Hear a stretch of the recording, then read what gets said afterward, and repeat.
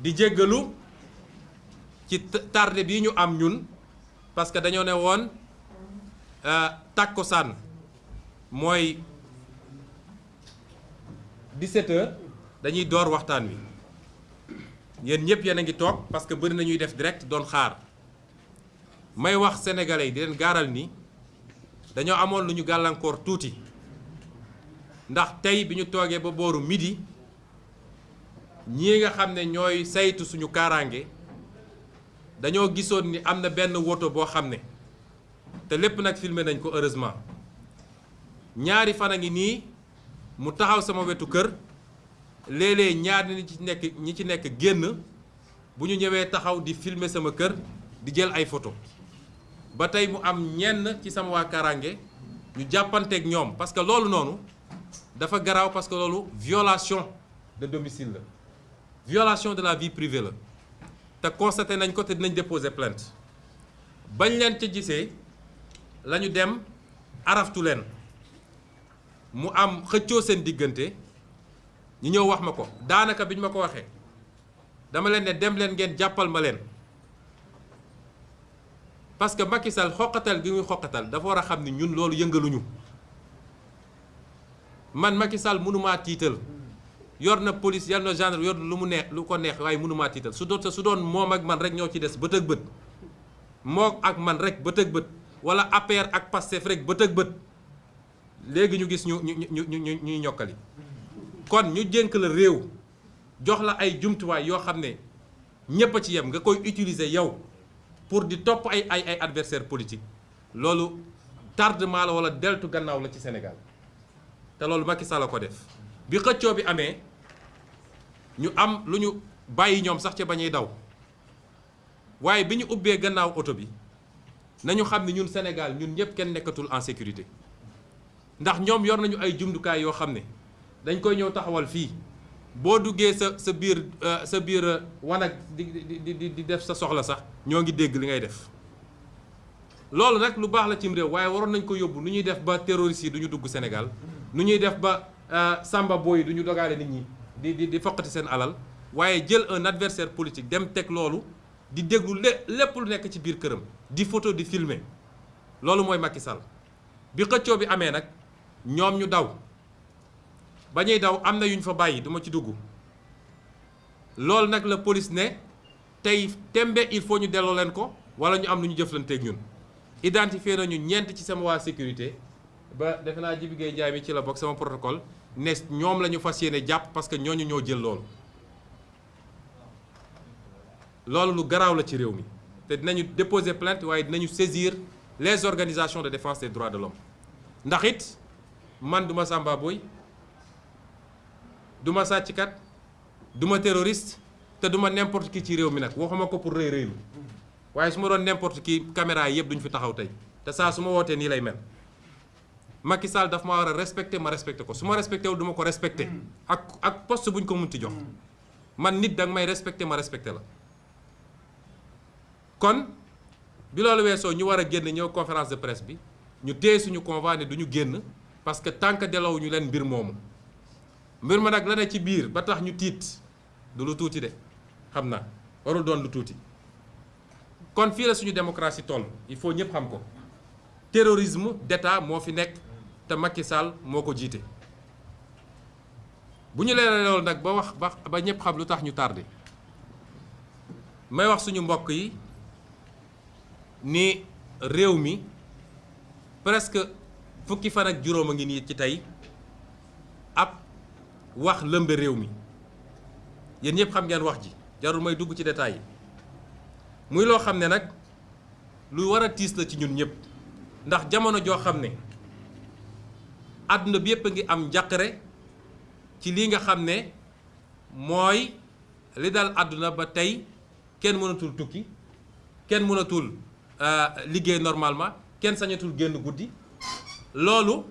mu waroon doon lu ñëpp tal tey sénégalais yi boole kook yeneen ak yeneen yoo xam ne sénégalais yi jaax na nañ ci sénégalais yi lekkatuñu ba suur sénégalais yi amuñu liggéey sénégalais yi fajuwuñu ñu waroon tal leneen moom Macky Sall ñu teg ko ci bopp réew pour mu saafara loolu amul lu muy tal moom lu dul di def ay complot ci naka laay def ba fexeel sama adversaire politique loolu gàcce la tey àdduna yépp a ngi ñu tiim di reetaan Afrique yépp a ngi ñu tiim di jee reetaan te dara waralu ko lu dul Macky Sall mi ñu dénk réew mi. lii nag ñun ñëpp daf ñoo war a delloo ci ñu xoolaat suñu bopp mbokki Sénégal yàgg naa ko wax réew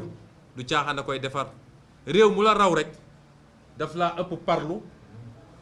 gën laa gëm boppam gën laa gëm réewam waaye gën laa mën a sàmmanteeg ay charte yoo xam ne waa réew mi ko teg ñëpp yem ci. yooyu nag amoon nañ fi ay occasion yu bëri pour di dañ fi parce que lu tel ni état lu toll ni état amul lu muy def lu dul naka laay def pour dajale ay mbir di compléter pour faagaagal ab nit.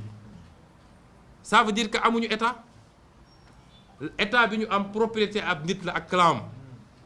ku bokkul ak ñoom wala ku ne ànduma ak ñoom bokkoo ci réew mi. occasion yi nag ñu amoon nga xam ne lu mel ni assise nationale defoon na ci liggéey CNRI yi nga xam ne defoon na ci liggéey ak yooyu ñun ñëpp dañoo war a xam ni yooyu ñu rate moo ñuy topp ba tey jii. ba tax nag di ngeen ma may ma gërëm sénégalais yépp parce que mbir mi bi mu amee bi mu ne kët ne jon sénégalais yépp en tout cas li ëpp Sénégal dañ ne lii gëmuñu ko laata sax man may génn di wax ci dimanche boobu li ëpp ci Sénégal dañu ne lii ñun gëmuñu ko loolu ñu ngi ciy sant yàlla parce que kóolute la te kóolute googu duñ ko mus a wor ni ma leen ko waxee di ko wax tout le temps ñun sénégalais duñ ñu gën a gore parce que mënoon na dal keneen. ñëpp dañ naan bettu ma mais bi ñu nee Ousmane Sonko siif na li ëpp ci sénégalais dañ ne lii gëmuñu ko laata sax may génn man pour wax sama wax ñu ngi leen di gërëm ci loola di gërëm ñi nga xam ne lundi bële le 8 ñëw nañu yendoog man ci kër ga ku mel ni Cheikh Tidiane Dièye yi ci la bokk mëq ak ñun grenade lacrymogène yi fekke duma yi fekke bal yi lépp ñu bokk ak ñoom ñu bëri woon nañu ay leader politique ñoom kenn bokkuma keneen ak keneen su ma limee rek juum ñoo xam ne ñoo ko bokk ci bés boobu ñu ngi leen di gërëm suñu partenaires yi nag parce que bi mbir mi amee ba léegi kenn noppalatul su ma naree lim damay juum fii suñu coalition fi nekk waaye am na ñoo xam ne bokkuñu sax coalition waaye liñ ci daj ku mel ni docteur Babacar Diop bi defe naa bi mbir mi ne kët ne jon moo njëkk a àddu ci politique yépp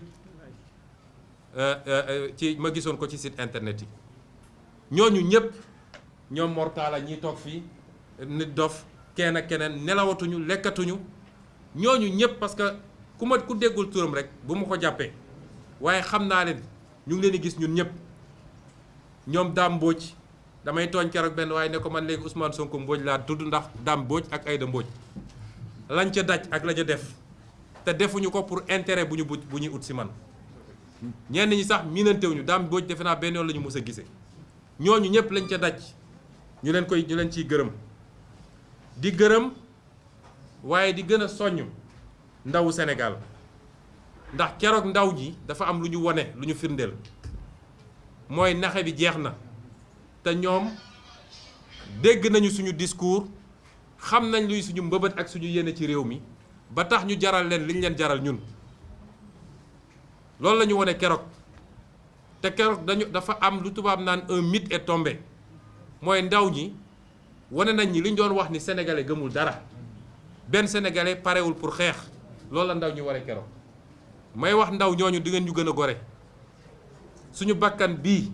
la ñu teg ci projet bii nga xam ne moom la ñu bokk ngir définitivement nooteel ak ñi ñu yoree Sénégal nga xam ne lottal na sénégalais jóge fi may gërëm tamit. gannaaw ñooñu ñii nga xam ne ñooy samay avocat ndax soobu nañ ci dossier bi te caaxaanuñu ci waaye sonn nañu trop ci ñii suñu ndaw yi nga xam ne moom la ñu jàpp ñu dem di leen topp assister moo xam dig moo xam feneen di fa yendu suba ngoon ñu ngi leen di gërëm bu baax a baax a baax di gërëm kilifa diine réew mi bi mbir mi amee léegi li ma jot ci ay woote ak ay délégation yu kilifa diine yónnee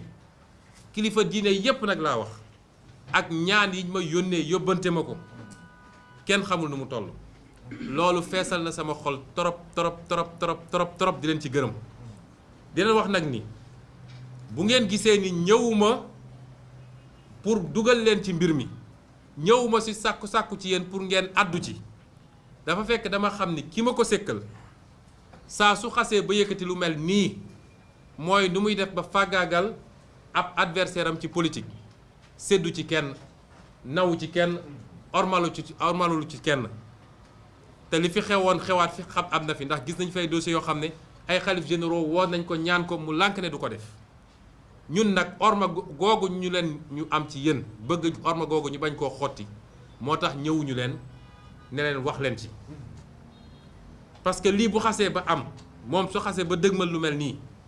lenn rek ko mën a arrêté mooy askan wi ci boppam ne nag doy na lii mënatul wéy askan woowu bu jógee taxaw moom dina dellu gannaaw.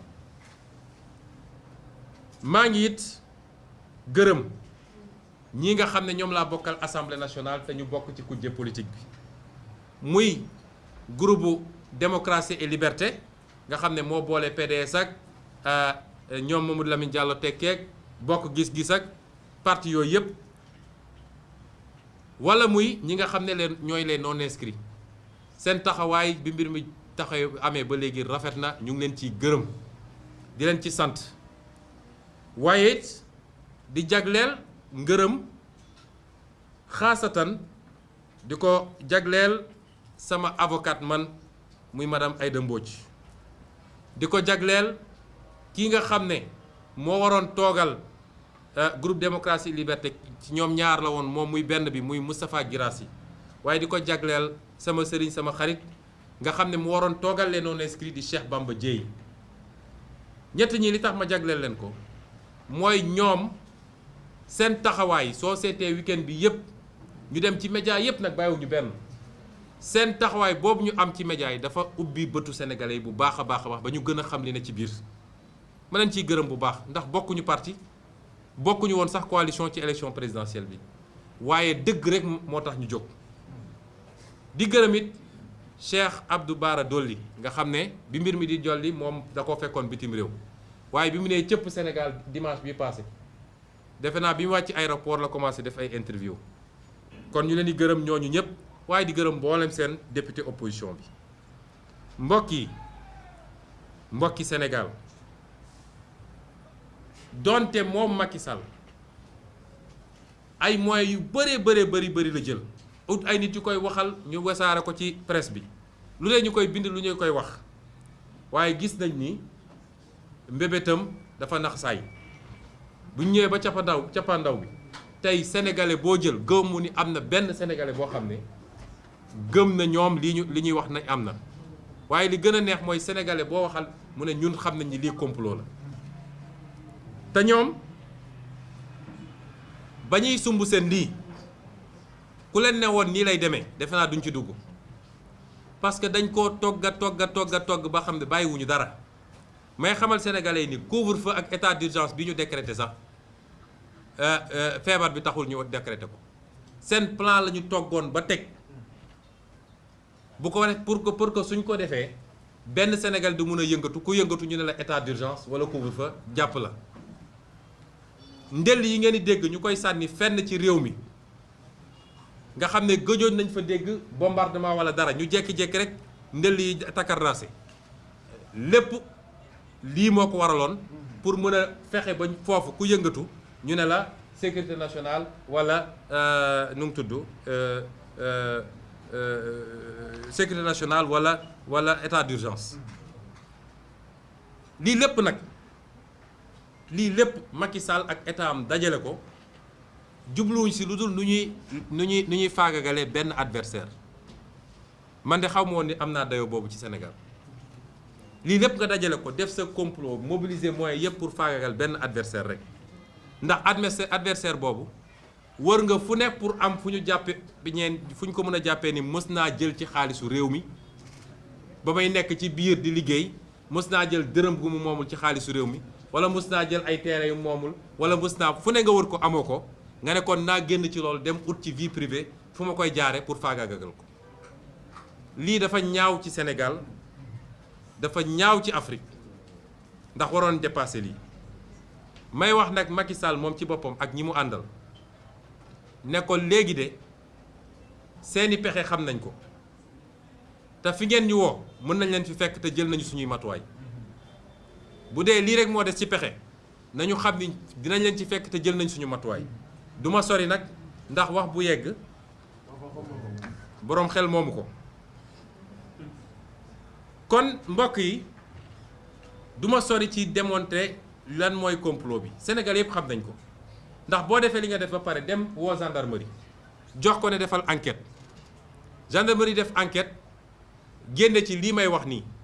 PV gendarmerie loolu rek moo ci nekk bu njëkk gendarmerie dafa ne lii ñu wax siif mënul am fii li ko firndeel mooy ñetti seede yi fa seede yëpp nee nañu lii mënu fee am mënu fee am dégguñu ko gisuñu ko waa seede lu muy jëriñ ñu xoqatal seede yi ba tey ji ñu ngi leen di xoqatal ñooñu ne leen du ngeen ñu wax loolu ñu warut a wax du gendarmerie moo leen xoqatal de waaye procureur mi doon woote di joxe ay ordre parce que gendarmerie day appliquer ordre yi procureur ci boppam moo leen doon xoqatal rek pour ñu changer seen version ñu ne defuñu ko gon nga andi ay seede yi ne lii amu fi loolu rek doyat na nga yenu ndaw si yóbbu hôpital ñu génne PV médical ne la lii amu fi kooku jeexoon na ci wax nga ne loolu doyul faw rek ma continuer parce que kii su ma rëccee ci bii fiir naa ko su rëccee ci fiir bi dootuma ko mës a fiir ci àdduna moo tax Sénégal yi nañu xam ni Macky du dellu gannaaw seen programme yëpp dinaa leen ko wax fi mu toll nii PV boobu lan moo ci nekkati mooy gannaaw bu mu ne lii amul dafa jël ngàcce gàllaama gendarmerie dafa jël jotam di wone kii nga xam ne moo ne dañ koo siif li mu wax yépp te bu ñu demee vérifier ko amul moto ma jël si ñu xool oto ko jël si envoyé na ma SMS ñu xool SMS amul ana SMS effacé naa ñu def réquisition ab benn arabe moo envoyé SMS sama baay porté na plainte Ousmane Sonko ñu vérifier plainte musul am suñ ko doon génnee war naa feesal ab page wala ñaari page loolu wane ni kooku amul crédibilité bu ñu ko war a mën a dégloo parce que su benn fen rek amoon décrédibiliser ko waxuma laa nag lu ëpp 30 fen ci benn wax waaye li gën a neex ci mbir mooy PV gendarmerie bi yemul foofu mbokk yi PV gendarmerie bi dafa dem ba wane ni lii ab complot la ndax bi ñu demee ba ne ndaw si ku la jël si bi mu demee ba xam ni sës na mu ne xaw ma naka Ahmed Mbaye ñu woo kooku ne ko yow noo def ba jël si ko mu ne damaa woo sama benn xaritu avocat bi woo médecin ñu ñëw jël si ma dem jëli ko ñu ne ko yow ndax da ngay def politique mu ne dee def ma politique waaye sama nijaay wala sama baay day def politique Benno Bokk Yaakaar la bokk waaye xale yi gaaw nañu génne photo yi yor t-shirtu APR Benno Bokk Yaakaar nekk ci meeting loolu su dul def politique lan mooy politique ci Sénégal gis nga am réew bu normal boo jëlee koo xam ne dem nañ ba jàpp ni c'est l'un des principaux opposants ci ñu gën a jàmmaloo ak nguur gi la ñu naan dañ koy tuumal dañ koy utal dara ci biir enquête bi ñu génne ci turu parti Macky Sall rek loolu dafa waroon jeexal mbir mi waaye sax dafa waroon ubbi beneen dossier mooy dossier complot bi contre ñoom mooy li amoon Amérique ci dossier bi ngeen dégg Watergate nga xam ne président Richard Nixon ci boobu lañ ko wàccee kon di lépp su dajee ci dossier complot bi leneen firndeel ko ndax yéen ñëpp dégg ngeen ab message boo xam ne ab avocat buñ ci tudd te ma wax leen ni looloo ngi waaj a tas baro bi fi mu toll nii sànq rek réunion am na yoo xam ne ci yooyu la avocat buñ ci tudd ne moom moo bind na bindul man xaw ma te ñëpp xam ni avocat boobu dafa jege torop kii di ministre de l'intérieur tey nga xam ne moo nekk ci complot bi ba ci baat bi loolu rek a taxoon sax ñu fal ko foofu mu nekk noonu ndax ñëpp xam nañ ni moom mooy l'homme des sales missions sale mission CREI pour liquider Karim sale mission agence judiciaire de l'État pour liquider Karim Khalifa ñu ne ko léegi demal ministère de l'intérieur pour liquider Sonko ku ma xam la nag ndax xombal la dëkk sama yaay di waa xombal ñu bokk benn quartier àndin et c'est déplorable que mbirum àdduna poñetu àdduna mun a yóbbee nit fii kon suñu nee kooku jege na ko noonu ba ñu ñaan soxnaam laaj du soxnaam moom mu mun a jël daa di bind daa di transférer ab message transférer ko kenn ci samay avocat te li andi transfert bi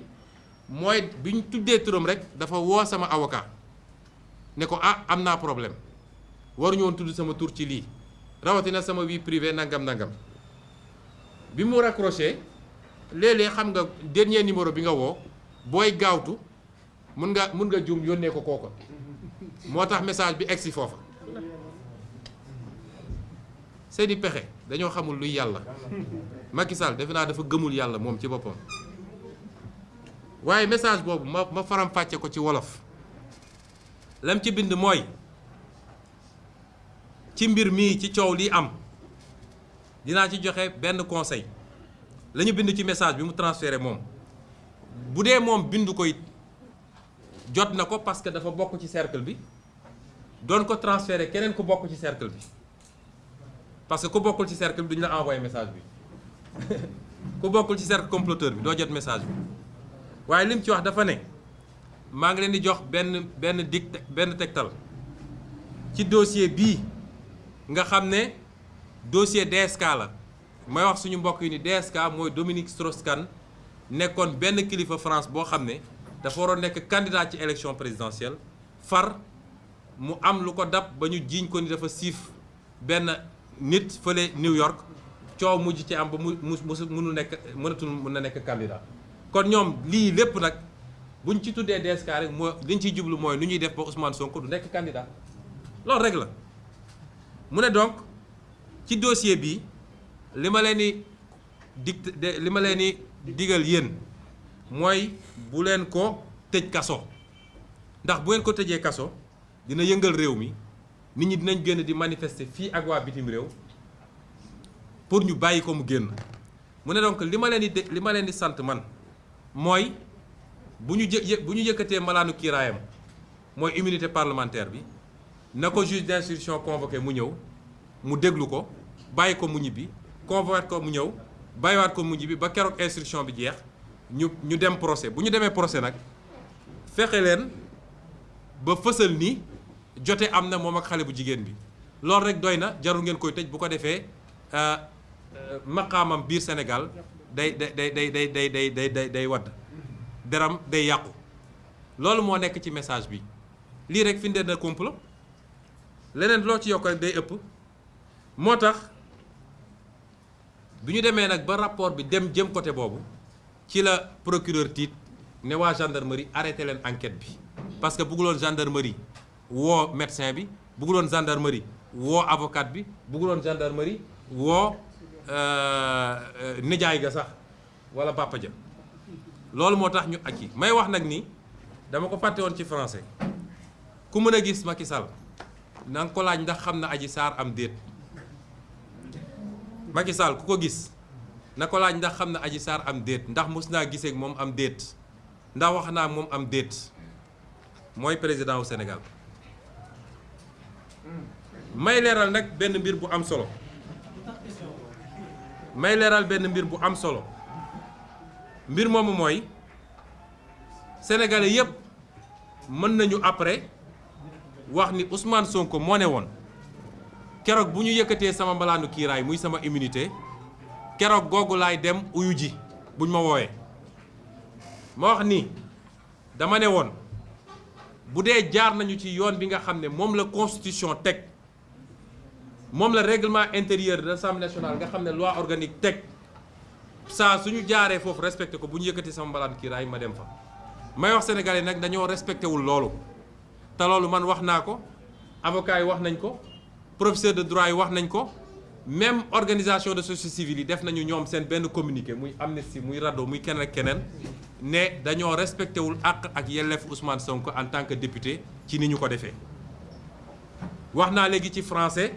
faram-fàcce naa ko jarul ma ciy duggaat waaye nañ ko defee dafa respecté wul charte yi moo tax ma ne tey ak lu mun a am suba assemblée nationale man mii sama immunité da jógewu fi. conséquence nag bi ñu ciy tiire mooy fa ñu nekkoon suñu diggante ak section de recherche fa ñu nekkaat ba tey lii nag mbokk yi lenn rek moo ko tax a jóg lii lépp nag ma tudd kenn mooy responsable bi mooy Macky Sall. Lan moo ko tax a jóg dama bëgg sénégalais yi comprendre ko te loolu duñ ko nangul mukk nag parce que jeunesse bi yépp am yaakaar ci li ñuy def mag ñi am yaakaar ci li ñuy def jigéen ñi am yaakaar ci li ñuy def ñépp yaakaar ni projet bi mën na suqali Sénégal duñu may Macky Sall mukk mu utiliser affaire caaxaan yi pour ne tey dina dakkal projet bi donte sax bu téye woon Ousmane Sonko du tax projet bi dakk loolu tam wax ko parce que projet bi du Ousmane Sonko waaye Ousmane Sonko am na lu mu représenté ci projet bi moo tax ñun ñu ko bokk ñëpp duñ ko nangul loolu. may wax ni lenn rek moo tax a jóg Macky Sall mooy nu mu mën a gaawantoo pour juge bi inculpé ma mooy mu ne man maa def li ñu wax te du ko teg fenn nag ñu gaawantu def mandat de dépôt mooy ñu ñëw téye ma yóbbu ma ba rëbës loolu buñ ko xasee ba am dañuy ubbi instruction mooy juge bi day jël temps pour seet ndax lii am na walla amul di dajale pièces yi comme nag ci domaine bii dañu ne ci wàll wii su dee dañu wax siif juge bi mun na jël temps bu ko neex su ko neexee mu jël 10 ans pour def instruction loolu bu ñu ko xasee ba am ma répété ko seen mbëbët yëpp mooy ci lu gaaw fii ak fan yi di ñëw walla fii ak heure yi di ñëw lu ñuy def ba ne coppet jàpp Ousmane Sonko yóbbu rëbës loolu bu ñu ko xasee ba def fa lañ lay bàyyi 3 ans 5 ans 10 ans fexe ba génne la ci fichier électoral bi ni ñu defoon Khalifa def ko Karim bu ko defee Macky Sall nag ne mun naa am lu ma neex mun naa déroulé lu ma neexee et cetera et cetera loolu laa wax ni ñun duñ ko nangul loolu rek moo andi lii lépp ngeen gis moo tax ma ne man mi Ousmane Sonko li ma waxoon ci sama génn bu njëkk bi mooy Macky Sall xamul droit Macky Sall xamul yoon Macky Sall bu xasee ba yëkkati projet ne tey ma faagaagal Yacine Fall fii rek askan wi taxawul ne ko lii d'accorduñ si Macky Sall kenn mënu koo tere mu def ko moo tax ma ne man dinaa taxaw jàmmarloo ak moom dinaa taxaw résister parce que loolu constitution moo ma ko may seen menaces yëpp ñuy wax appel à insurrection xaw ma lan man maa ne man Ousmane Sonko ci sama bopp dinaa taxaw résister ci lii ñu bëgg a def ak nu ma ko mënee waaye dinaa ko résister mën nañ ma ëpp doole parce que ñoo yor nguur waaye du yomb ci moom de résistance boobu ni ñu koy defee ni ma koy defee man kenn ku ne ci sénégalais bàyyi naa la yow nga natt sa bopp mais man ni ma koy defee mooy benn la ñu war a def suba tekkiwul sama mbalaanu kiiraay ma wax ko ñépp mu leer sama immunité laa yor encore ñaareel bi mooy kii ñuy wax Mamadou Seck nga xam ne am na fu ko gaa yi téye ba moomul boppam même suñu dellu siwaatoon toppaat yoon ba mu jaar ni mu war a jaare ñu lever sama immunité nee naa moom mënul nekk juge d'instruction bi parce que li mu jot a def wane na ni mandute amul ci moom juge bu amul mandute nag matul juge ma wax ni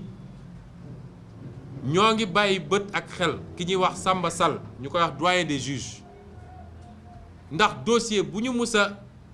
monter fii contre opposant moo xam membre société civile la wala membre mouvement citoyen wala activiste wala acteur politique ñett ñii ñoo koy monter ñoom ñooy taalibe Macky Sall ci palais de justice bi mooy Serigne Bassirou Gueye procureur mooy Samba Sall doyen des juges mooy Mamadou Seck ñooñu nee naa duñu d'accord ñooñu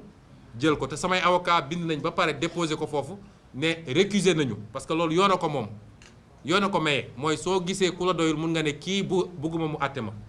comme nag 10 cabinet la soo récuser ñaar am na 8 cabinet yu des may wax nag ni Macky Sall dafa aadawoo saa su jógee pour faagaagal ab adversaire politique dafay làqatu ci gannaaw ay nit ndax moom ci boppam ñemewul góor da ngay ñeme li ngay def mais buqat la boo xam ne day làqatu ci gannaaw ay nit boo waxee ñu ne la justice bu ko kilifa wooye mu ne ko mbirum justice la bu demee RFI ne mbirum justice la comme du wax ak waa fii waa RFI lay waxal dama ko wax ni bii pa bu dee dafa bëgg a faagaagal Ousmane Sonko il faut mu li muy rendi na nangu ni moom deret bi dina taq ci moom loolu laa koy wax jarul muy làqatu ci gannaaw ay magistrat de il faut mu xam ni loolu dina taq ci moom. waaye nag may wax sénégalais yépp ni man de maa ngi sant yàlla bu dee am naa ay jafe-jafe yu ndaw ci li taxoon may dàmp sama yaram loolu reyul nit maa ngi ak wér-gu-yaram gu mat sëkk canceruma ci lu ma yéegul jabetuma aw ma insuffisance rénale aw ma benn xeetu jàngoro maa ngi nii alhamdulilah lépp lu mën a am nag gannaaw bu ñu defee seen forcing nañu xam ni Macky Sall la ndax am nañu seeni xeetu yu ñuy utiliser pour posséder nit wala am yeneen yu ñu koy def ba faagagal ko ñëpp xam nañ ko lépp lu mën a am moom Macky Sall la moo wax ko sénégalais mu leer mbokki Sénégal maa ngi woo askan wi yëpp bàyyiwuma kenn jamono yi ñu nekk kenn ku nekk ci ñun war na xam ni jamono ju lëndëm la ci Sénégal waroon na doon jamono ju leer ci Sénégal waaye jamono ju lëndëm la ci Sénégal waaye nañu xam ni Macky Sall toog ci nguur gi des ci nguur gi jaral na ko lu ne lii mooy li ci gën a tuuti jaral na ko sax li nga xam ne ndax Sénégal ñun mosuñu woon am or wala pétrole wala gaz wala yu demee noonu waaye amoon nañ loo xam ne àdduna yépp a ñu ko ñee ñépp mooy li tubaab di wax cohésion sociale mooy Sénégal ñun ñëpp dañoo bokk ndey bokk bàyyi Sénégal mosuñoo xam waaso wala xaw ma lan fii soo fi jëloon ñu nekk ci salle bi boo moytul 80% yi kay seen jabar wala kay seen jëkkal bokkuñu waaso ñun mosuñoo xam loolu Macky Sall bi mu toogee fii ba léegi la fi coow waaso am ba keroog ndaw yi ñu jàpp ci suñuy manifestation te suñu constitution suñu charte ndeyu réew mi suñu ndeyu charte réew mi tere na loolu tere na ngay wax nit di wax ci waasoom wala ci diineem wala ci gox gi mu dëkk parce que loolu day nërmal li ñu bokk ñun ñëpp muy nation mais keroog bi ñu jàppee xale yi ñi leen doon enquête laaj bi leen njëkk a laaj mooy ban xeet nga bokk ñaareel bi mooy ban région nga jóge loolu lu dangereux lu garaaw la cim réew taal na Rwanda taal na feneen ak feneen loolu waruñu koo nangul Macky Sall ba tax may fàttali sénégalais yi ñun ñii ñëpp nag koo ci jël ku toppoon deretam sori tuuti am na ci wolof ci biir deretam am na ci séeréer am na ci pël am na ci alpulaar am na ci joola am na ci soninke am na ci mankaañ am na ci leneen ak leneen ak leneen ñun ñëpp sénégalais lañu yàllaa ñu tànnal réew mii ñu war a bëggante jàppante bu ñu nangu Macky Sall dugal ñu ci loolu te suñuy police ak ñoom seen waruñu nangu ñu leen di jox instruction yu mel noonu li ñuy wax fichage ethnique waruñu koo nangu may wax nag ni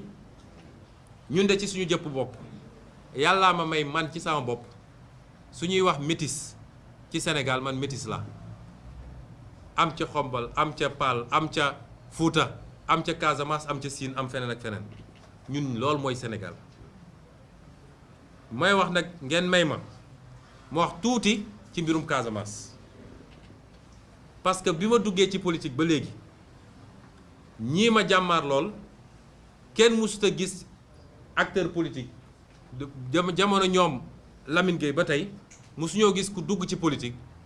ñu jël sa waaso wala sa région bi nga dëkk def ko argument politique di wër nit ñi naan ñii nii la ñu mel ñii nii la ñu mel damay wax ni Casamance dafa xew ñun ñëpp la naqari ñeent fukki at a ngi nii jàmm amul guerre bàyyiwul ñun ñëpp la naqari te ñi ci gën a perte nag mooy waa Casamance ñoo ci njëkk a perte parce que mënuñu liggéey mënuñu defar économie mënuñu defar leneen ak leneen ñay jàmmaarloo Casamance ñoom ñëpp sénégalais lañu kiy tiire ak ki koy tiire ñoom ñëpp sénégalais lañu kon ñun dañoo teel a wax leeral ko ma bindoon ko ci sama téere waxaat ko ci campagne bi ni ñun dañu dul d'accord benn yoon mu am benn pàccloo bu ñuy defaat fii ci biir Sénégal ndax suñu réew yi nga xam ne tubaab bi muy dem bañ ñu am doole moo tax mu jël suñuy réew dagg ko ba ñu doon ay réew yu ndaw kenn amu ci doole pour mën a dem réew yooyu lan lañ ciy daggaat keroog Soudan bi nga xam ne xeex nañu ba am indépendance fan la mujj ñoom ñi ngi xeex seen biir kon li ñu war a def mooy waxuma sax daggaat ay réew waaye nu ñuy def mooy suñu réew yi nu ñuy def ba dajale leen par exemple ci cadre CEDEAO ñu am benn fédération bu mag boo xam ne dina am presque 380 millions d'habitants def 6 millions de kilomètres carrés noonu nga mën a construire une puissance waaye c'est pas 196 kilomètres carrés et 16 millions d'habitants ñun dépassé nañu waxu ay région ak ay ñu ngi wax Afrique ñoom seen gis-gis bu gàtt ñoom ñoo nekk ci loolu kon wax jooju di wax ju rafetul ju ñaaw nga xam ne boole woon nañ ko ak yeneen wax yoo xam ne sax ci jëmale ko ci tarixa ak leen ñu dem ba Sénégalais gis ni lii amul waaye su ñu demee ba lii am ñu jël ay xale di leen laaj ban xeet nga bokk loolu dañ koy dénoncer te wax ko Sénégalais ba ñu dégg ko kon Sénégalais yëpp laay waxal Macky Sall dafa nekk ci ab yoonam mooy ñenn ci ñun jàpp nañ ni 3e mandat moo ko tax a jóg déedéet Macky Sall mandat à vie c'est-à-dire toog fi doon buur nekk fi ba mënatul ba xobidaas jox doomam wala jox keneen ku mu wóolu loolu ko tax a jóg loolu suñu démocratie mënu ko nangu kon ñun ñëpp ñoo war a taxaw parce que fii ñu toll ñi ci Sénégal ay nit dañ cee sonn xeex ci boobu ñun juddooguñu ñeneen di ci xeex ba ñu am niveau démocratie bii ñu am est-ce que war nañoo nangu seetaante Macky Sall ñëw faagagal loolu yëpp loolu mooy enjeu bi du Ousmane Sonko ku yaakaar ni Ousmane Sonko mooy enjeu bi da ngay nax sa bopp enjeu bi mooy Macky Sall bu jàllee ci bii pa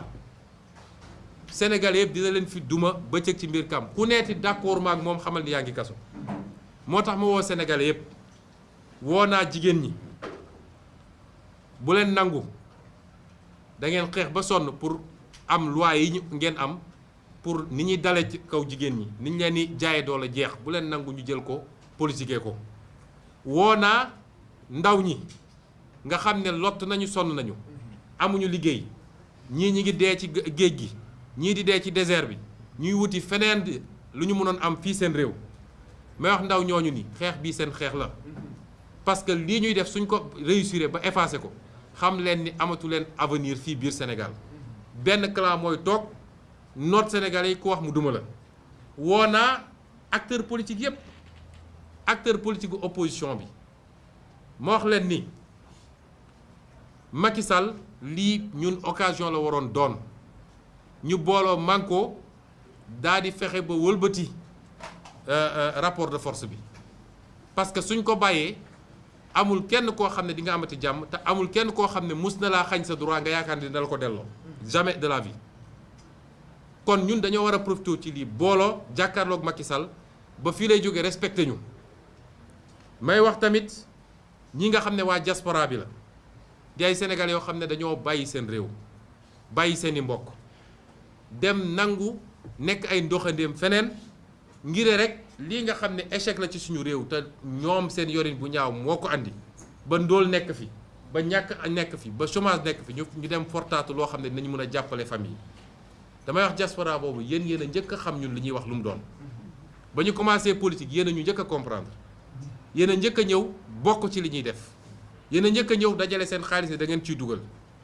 kon xam leen ni xeex boobu ñu doon xeex dafa fekk mu am lu mu dox ak ba jege fi ñu war a jëm moo tax Macky Sall tiit moom ak ay ñoñam ba ne tey il faut ma arrêté ko xeex bi seen xeex la yéen waa diaspora du xeex waa Sénégal rek waaye seen xeex la yéen it waa diaspora di wax mouvement citoyen gàcce gaalaama ndax yàgg ngeen ci xeex bi te mosu leen ci ut dara ndax yéen jógu leen pour nguur waaye xeex bi tey lay door bu ñu jàpp ni xeexoon nañu 23 juin ak leneen ak leneen léegi nag ñëpp nañu wàcce loxo yi déedéet xeex bi tey lay door te li ñuy xeex tey dootul ab projet de loi bu ñu d'accord waaye li ñuy xeex tey mooy fexe ba jël départ boo xam ne fa la Sénégal di baaxee ba faw di wax waa société civile bi ne leen ah yéen de yéen a fi nekk di saytu démocratie di saytu yorinu réew mi di saytu li nga xam ne mooy suñu àq ak suñu yelleef am liggéey bu bari ak bu am solo bu ngeen ci def waaye bi mbir mi amee ba léegi jàpp nañ ay ndaw métital leen jàpp nañ ay ndaw toroxal leen jàpp nañ ay ndaw joxuñu leen seen àq ak seen yelleef bi li amee ba léegi ñoom dañuy làqatu ci mbedd mi di jàpp ay nit, amul convocation amul dara, jàpp ay nit yóbbu leen ñoom ñëpp tey ñu yóbbu leen instruction di leen sonnal di leen faagal te ñenn ñi waroon def ay examen, ñenn ñi di ay pères de famille, ñenn ñi di ay hauts fonctionnaires. loolu ay atteinte la aux droits humains, ñu ngi leen ciy interpeller. kon ñooñu ñëpp bu ñu dajee may massawu nag waaye juru ñi nga xam ne jàpp nañ leen, di massawu ñii nga xam ne toroxal nañ leen seeni waajur, maa ngi leen di massawu. xam ni mënuma ñëw kenn ku nekk ci këram, waaye jàpp leen ni sama xol diis na te sama xalaat yépp mi ngi ci yéen. ñoo ngi accompagner seeni doom ndax bàyyiwuñu leen benn yoon, suñuy avocat taxaw nañ leen suba ak ngoon. ñoo ngi leen di jàppale ndax lépp lu ci war ci seen lekk ak seen nekkin ñoo ngi koy def, waaye ñoo ngi bokk naqar bi ak yéen. ñi ñu jàpp nag nga xam ne lim naa leen sànq bi may wax ci français, ñoom ñëpp taxawaay bi ñu ci war a def ñu ngi koy def. di wax tamit ni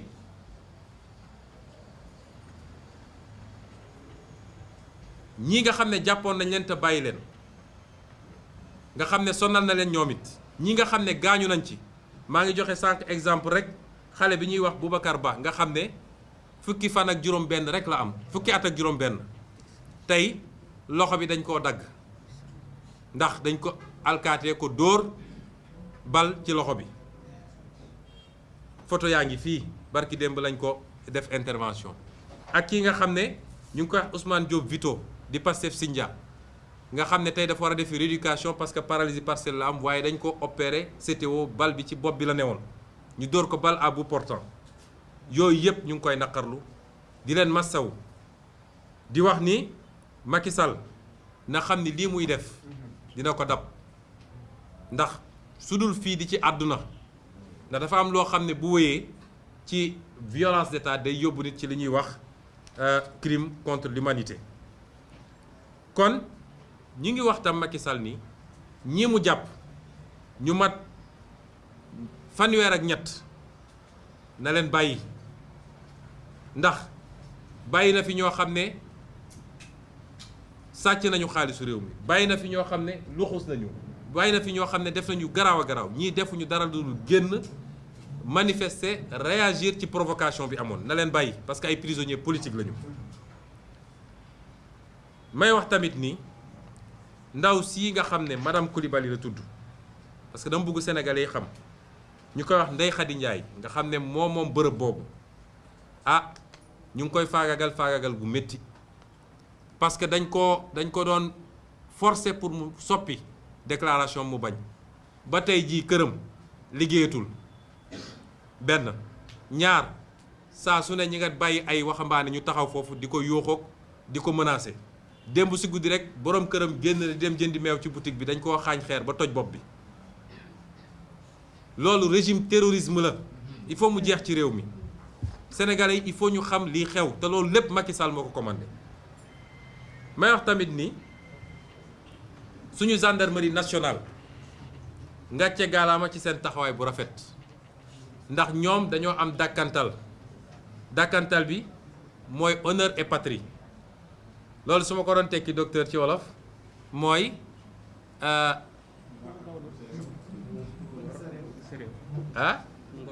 ngor ak bëgg sa réew. ngor ak bëgg sa réew. ngor nag dafa am kenn ku ma mësa ne est-ce que xam nga gore ak bëgg sa réew laa ko war a wax. gore ak bëgg sa réew ndax gore moo sut ngor. dafa am ku mësa ne est-ce que xam nga luy différence gore ak ngor. ma ne ko déedéet. mu ne ma soo nekkee plateau bugg a dem Ngor, bu dee yàlla may na wér-gu-yaram mun nga dox dem ba Ngor, waaye boo buggee dem Gore boo mënul fay doo fa yegg. loolay différence ngor ak gore. ñoom seen dàkkantal mooy gore ak bëgg sa réew. ni ñu taxawee ci dossier bi wane na ni gore nañu, bëgg nañ seen réew, ndax pression bu nekk nag def nañ leen ko, waaye ñu taxawaay bu rafet def seen liggéey. faraluñu Ousmane Sonko, suñ ñoon faral ñoom xanaa kay ñi yoon nguur gi la ñuy faral, mais def seen liggéey ba wax lu leer naññ lu wone ni lii ab fenk la. kon gendarmerie boobu moom la askan wi bëgg, moom la askan wi naw, ndax gendarmerie institution lañu. ñu leen di soññ ci loolu nañu doon ndey ji Cheikh ci ñëpp duñu gendarmerie Macky Sall duñu gendarmerie Ousmane Sonko ñun ñëpp la ñu boote njaboote nañu nekk li tubaab ni wax au-dessus de la mêlée waaye di wax tam waa police ni leen ay citoyen ngeen comme ñëpp xam nañ ñi ëpp ci yéen bëgg nañu réew mi bëgg nañ seen bopp kon def leen seen liggéey parce que loolooy seen liggéey waaye buñ leen ci yóbbee ci loo xam ne dafa ëpp li war a nekk ki ngeen di jàkkaar lool di ko tiim ko yor seen mbir di ko dóor na ngeen xam ni seen rakk la seen doom la kon nañu saytu yooyu parce que réew mi ñun ñoo ko bokk may daaneel mbokk yi ndax tënk français ci wolof yombul rawatina bu dee ab joola waaye jàmbaar la may daaneel di leen wax yéen mbokk yi maa ngi leen di woo ñu def benn say nañu def benn say benn takk ndax réew mi ñun rekk ko moom nañu def benn say jàmmarloo ak Macky Sall ak mbébétam bii mu am nga xam ne nu muy def ba far démocratie ci Sénégal moo ko tax a jóg loolu kenn ci ñun waru koo nangu na ngeen xam ni li ñuy wane dictature mooy ab buur boo xam ne moom rek mooy buur mooy bummi ku wax mu dóor saa su amee fenn dafa fekk ñi ëpp ci nit ñi dañoo bàyyi benn groupe bu ndaw dong fexe ba noot leen toog seen kaw te loolu mënul am lu dul dañ leen xoqatal ba pare kon nañu bàyyi ragal gi ku gëm yàlla mënoo ragal nañu def benn say jàkkaarloog Macky Sall résister ci li nga xam ne moom mooy mbébétam mooy fexe ba moom mu mun a noot Sénégal yor ko ba faw te kenn du wax kenn du ne d'accord maak moom kenn amul sañ-sañu ni samp naa sama ndënd parce que bokk maak moom gis-gis loolu moom laay tëjee di ci woo sénégalais yëpp yi nga xam ne gëm nañu justice bëgg nañu lu baax ci réew mi di leen gërëm di leen sant asalaamualeykum wa rahmatulah wa barakaatu. balaa may daaneel nag wax naa ci sànq bi may wax ci olof dama fàtte faram-fàccewaat